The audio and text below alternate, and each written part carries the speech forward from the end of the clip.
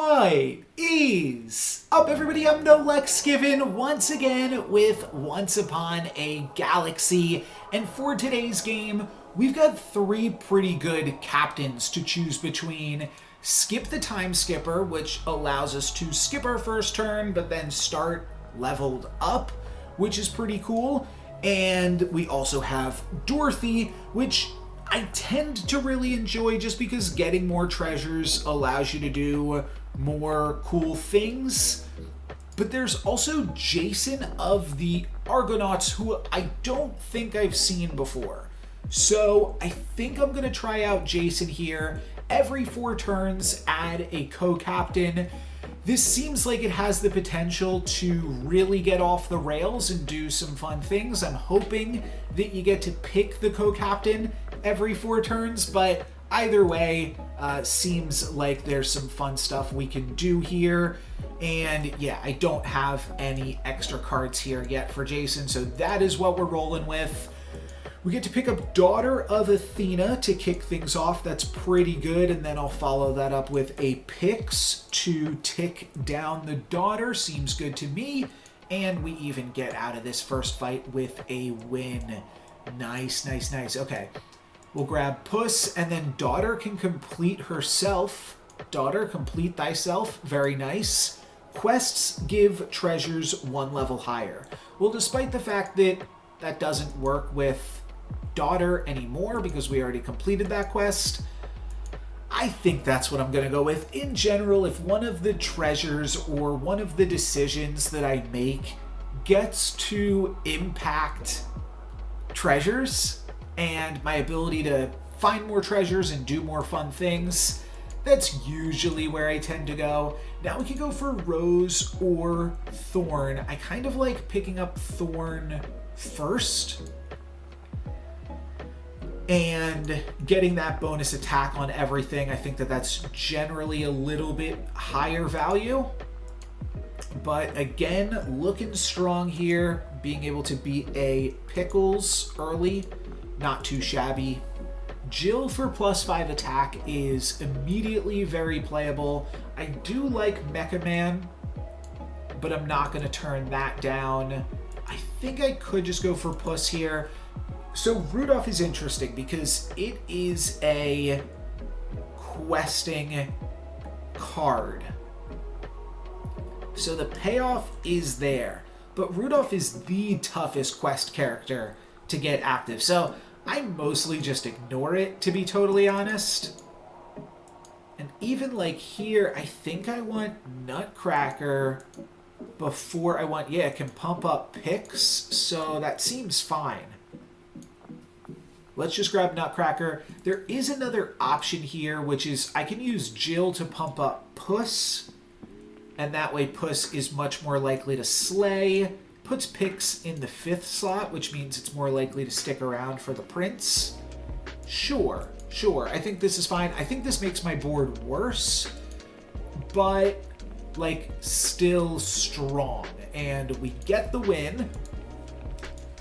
And we get Princess Amali. So we are not going to have any choice over these co-captains. But my animals being all character types is quite good, because it means that they're heroes. So that's neat. No other synergies right now. Have to decide between Tink and Aladdin. I mean, Tink is a little bit of an upgrade over Pix, but not incredibly so. I mean, a little bit incredibly so, because do I really want to keep pumping up the picks? Also, could I potentially drop Jill and put in Tink? That way I've got 2 backline heroes. I actually don't hate that. And then, sure, I will grab a common treasure here. A random slot +2/+2 is probably what I'm going to go with.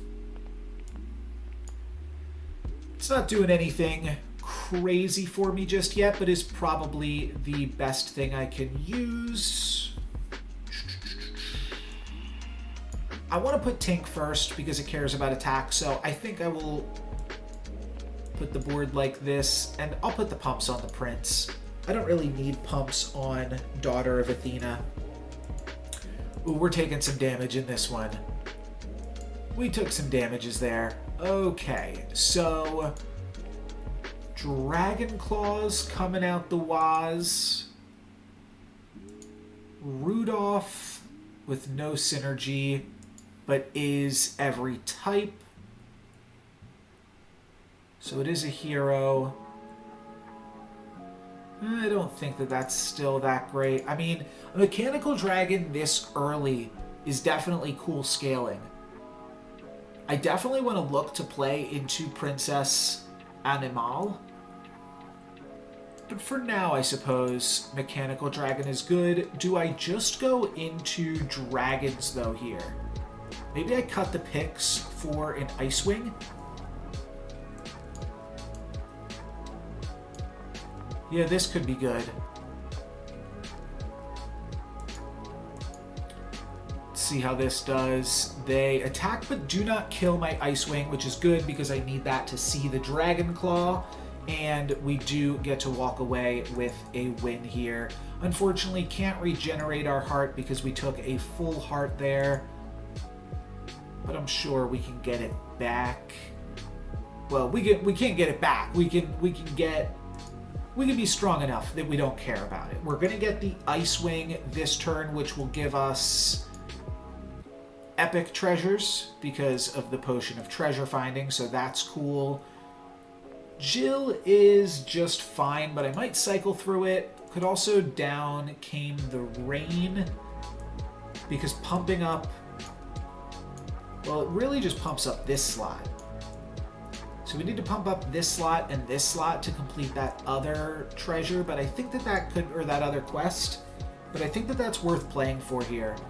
Cowardly Lion, not nearly that exciting. We could put it backline since it is all types, though.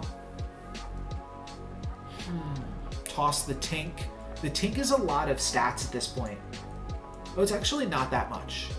It's an 8/6. Okay, I'll toss Tink for a Cowardly Lion, and I do have to kind of frontline the Lion, though. So maybe I do something like this, put it where I have the most slots.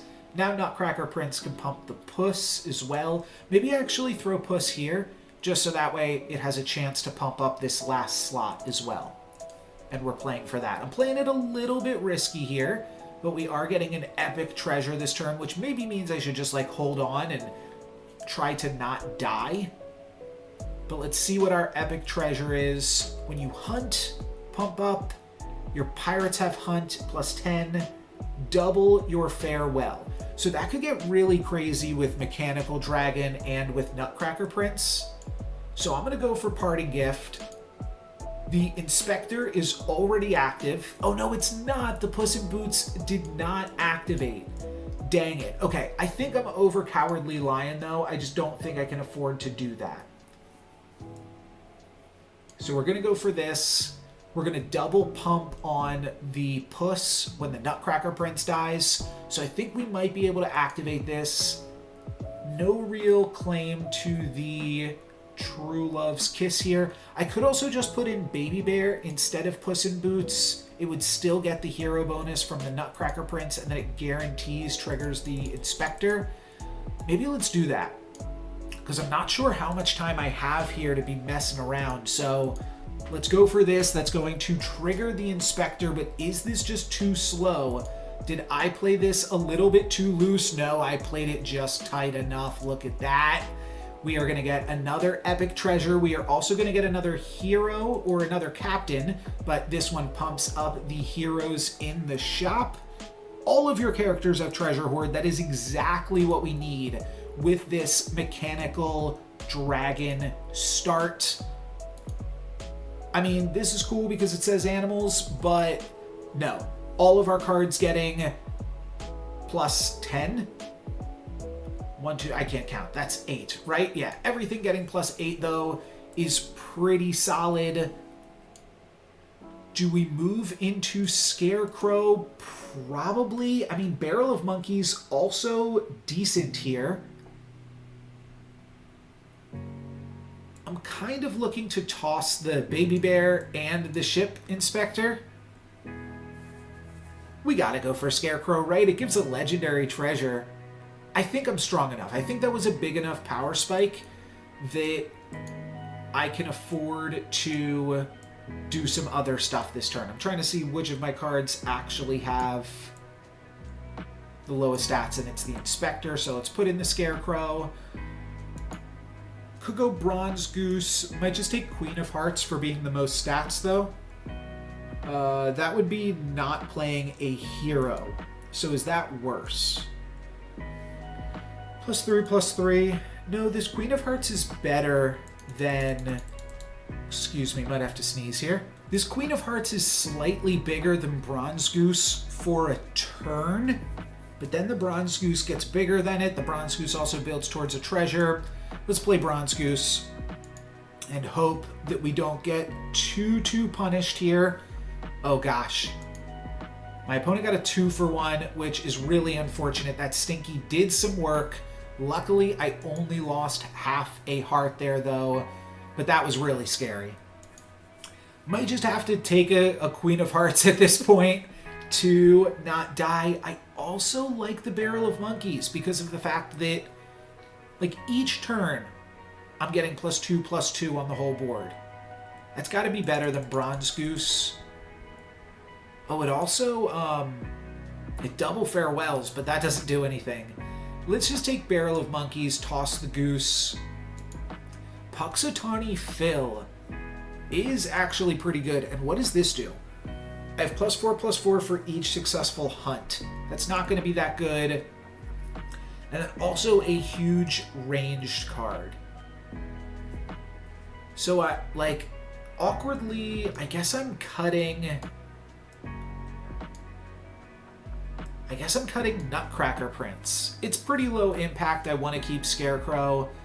So the question becomes, is Puxatawny Phil better?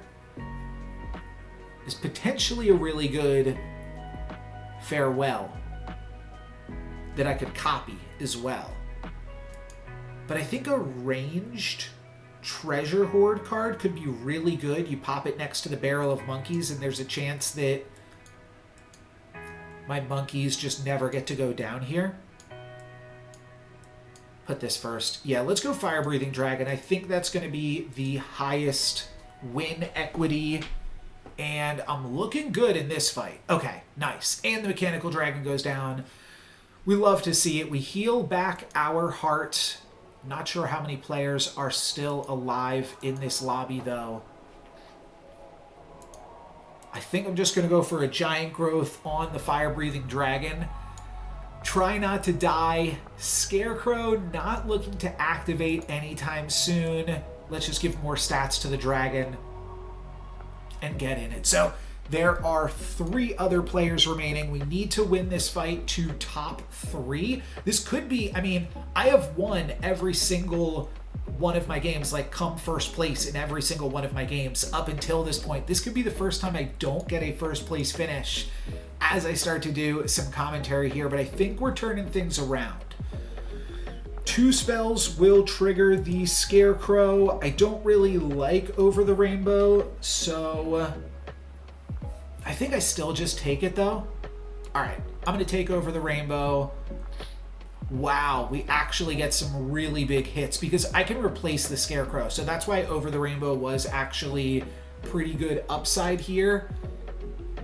I can take a Treasure Hoard 4 that summons a random character and gives it Treasure Hoard 4. Those are really big numbers. I like this big Ogre Magi, but I might just have to take a Spirit Dragon here. These numbers are so large. That's tough. That's really tough, but I think I'm just going to make the best tempo play. And now I can take Hand of Midas, Excalibur. So buffs to my heroes are doubled. My animals are heroes. So that's pretty cool. All of my slots getting plus 15 is reasonable, but like, how do I not just take Hand of Midas here? I think the fact that I took Spirit Dragon allows me to take Hand of Midas. I think that that's fair. Because this is really going to give me some tempo that should allow me to do some wilder things across the board. And yeah, it looks like that fight was not close. I got the Chief Evil Officer. So now villains also have a bonus in my shop. Do I want a common treasure or a spell? I mean, I feel like it's got to be common treasure. Maybe you get breadcrumbs or something. Though breadcrumbs is not good with Hand of Midas. Huh. Do I just take... I think I just take Abracadabra here. I'm passing up a treasure. A treasure does pump all of my cards too. But let's just take Abracadabra. True Love's Kiss on Spirit Dragon. Yeah, why not? Let's get a secret rare here. And this gives me the Spirit of Vengeance, still with a decent amount of stats on it. And I'll probably just huff and puff to finish things off here. Yeah, let's huff and puff, maybe. Still in the top 4 of this lobby. We got to crack down on our final opponents here, but I think we're doing all right at this point. Spirit of Vengeance gets the farewell. Oh, and isn't it a double farewell? I swear I have that somewhere. We'll find out. I think so. I think that's double farewell. Oberon seems good enough that we are finally going to toss the Maverick and Icewing. Yeah. Give me another treasure, please. So now Excalibur, double the buff to your heroes, again, is an option. This is not a hero, though. No, just a legendary Fae. Plus 15 across the board, or plus 30 to things that I buy. So, interestingly, Excalibur doubling the buffs to our monkeys is much more than the 15 that we would get from Starstone. I'll try Excalibur. Why not? Bronze Goose has now returned. We also get Pied Piper. It would be funny if, like, this was now able to buff everything. I don't think I need Pied Piper. I think I will just take the Epic Treasure from here. I'm just kind of deciding if I want to put this card in, because it's got a decent amount of stats, but I'm just going to take the Epic Treasure. Hunt, no. When you discover a treasure, you get one higher. Copy a random enemy treasure. This is tough. I don't think we're going to be... Well, we do discover a treasure each turn. Okay. But this is the last fight of the game here. Regardless, this is the last one. So, not going to get to use that one regardless here. They could have attacked into my Spirit of Vengeance. That would have been really good. But no matter, we will walk out of here with a first place finish. That was a pretty good video. A little bit of drama, but we were able to bring it home in the end and get some nice rewards here. I'll look at the rewards to finish this one off. So, yes, 16 game combo. So far that's how many games of Once Upon a Galaxy I have played. Still undefeated, still killing it. Sir Galahad, we are going to get a Sinbad. I find an Epic Treasure instead of a rare. Start of the game, choose an Epic Treasure. Interesting. Yeah, there's probably some synergy there. I won't worry about it right now, though. And then Argonauts. What are we going to get for him? A lot of randomness, but this, I mean, we did wind up playing dragons for at least a portion of the game there. I don't know. Argonauts is going to be tough to build for, and that's kind of an interesting aspect of this game, is like building around some of these more random captains. But for now, that's going to be it for me. Thank you guys very much for watching. I'm NoLuxGiven. Peace.